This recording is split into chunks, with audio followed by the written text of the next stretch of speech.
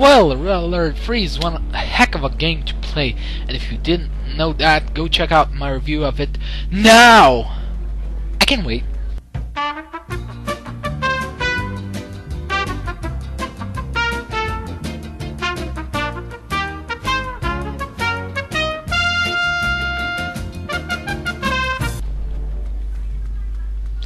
Okay, so now that you did so, you might want to check this one out, cause this is the first expansion for Red Alert 3, but it's only a single player expansion. Sadly, the game doesn't do that much justice to Red Alert 3's story or cutscenes, as they've been severely reduced to a third-person news report, so providing a limited perspective on the actual events. The single-player story missions are incredibly short, with the Russians having the longest. Even so, that's only 4 missions, while every other group has them easily 3. As for the story, the Allies won. Again, there's a Russian resistance that is trying to expose future tech for the big evil company that they are. The Allies are dealing with the last pockets of insurgents in Japan, and the Empire is trying to regain their former glory. Well, these campaigns are rather pretty much the same. The Yuriko Campaign is rather more like a dungeon crawler game, where gameplay is far different and everything looks proportionate. You can pick up vehicles and throw them at your opponents. You fight an entire allied naval fleet while you escape from a cryo prison. Unfortunately, this is the only good and unique mission in the Yuriko Campaign, because everything else was too short and samey as far as the campaign goes. Now, this is a single player expansion, but it's mostly half-assed, but it does make up in the challenge though.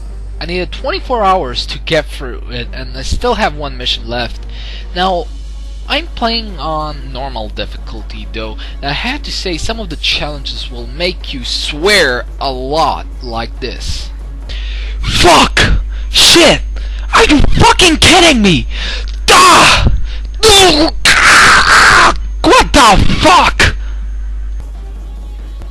The Commander's Challenge seems like every developer decided to make their own idea for a mission, with scenarios ranging from piles of space dump falling across the map, battling over a virtual battlefield with only infantry against 3 opponents, a challenge where most of the map is covered with nuclear radiation, and a map where you're being attacked by giant bears. There is even an additional task where the game demands you complete it in part-time, which almost seems unreasonable at times.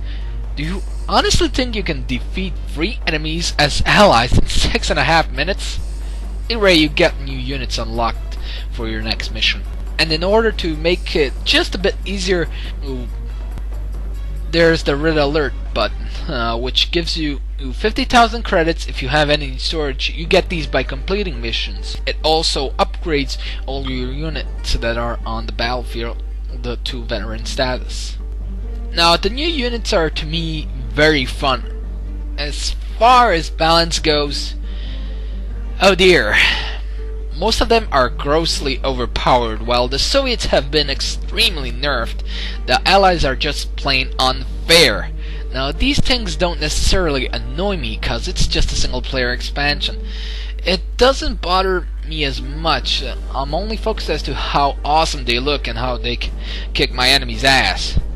2 of my favorite units are the Giga Fortress, a ship air unit that, while in ship form, it's like a Shogun combined with VX chopper, and its flight form is a giant head that will remind you of a popular internet character.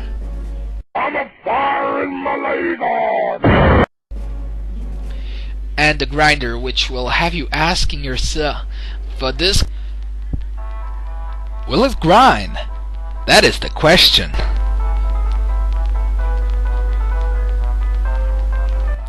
Now, today we're gonna be grinding lots of different things, because the grinder can just about grind anything, from people to tanks and even buildings, and if possible, planes if they can get them, but I don't think that's possible.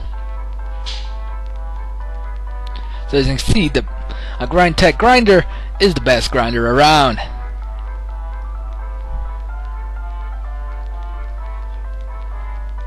Overall, this isn't the perfect expansion, but it's definitely worth picking up when the price comes down to $10 to $5.